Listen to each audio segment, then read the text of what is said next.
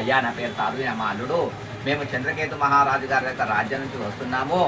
మా దగ్గర మేము ఇప్పుడే జైల్లోంచి వస్తున్నాం అయ్యా. మా దగ్గర ఏముంటాయి, ఏమీ లేవు. మేము వ్యాపారస్తున్నాం కాబట్టి కొన్ని చెట్ల వేర్లు ఆకులు అన్ని తీసుకొని వెళ్ళిపోతున్నాం, అంతే తప్ప మా దగ్గర ఏమీ లేవు అని చెప్పి చెప్తాడు. వచ్చిన వ్యక్తి ఎవరు? సాక్షాత్ నారాయణ. కాబట్టి నాయన తదాస్తు అని చెప్పి చెప్తారు. ఆయన దాన్ని ఆయన దీపించేసి ఆయన దాన్ని ఆయన వెళ్ళిపోయినారు.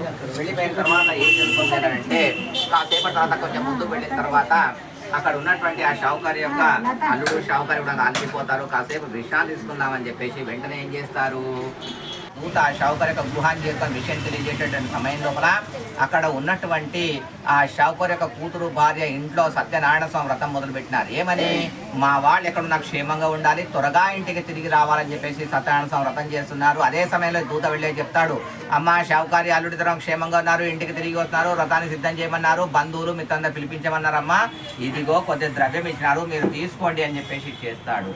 వెంటనే అక్కడ ఉన్నటువంటి ఆ షావుకారి కూతురు ఏం చేస్తుంది, చేసేటువంటి వ్రతాన్ని సమాప్తం చేయకుండా, స్వామి యొక్క తీర్థ వ్రతాన్ని స్వీకరించకుండా ఆ వ్రతాన్ని మధ్య లోపలనే ఆపేసి తన తల్లికి అప్పచెప్పేసి తన తండ్రి తన భర్త తన సంతోషం కొద్దీ ఆ నైతిరానికి వెళ్ళిపోతుంది. కాసేపటి లోపల 2 పడవలు రావడం ప్రారంభమైపోతుంది. ఆ గ్రామాన్ని చేరుకోకంటే ముందే అక్కడ ఉన్నటువంటి ఆ షావుకారి ఉన్నటువంటి పడవ గ్రామాన్ని చేరుకోవడం, షావుకారి అల్లుడు ఉన్నటువంటి పడవ నది గర్భంలోకి వెళ్ళిపోవడం ప్రారంభమైపోయింది.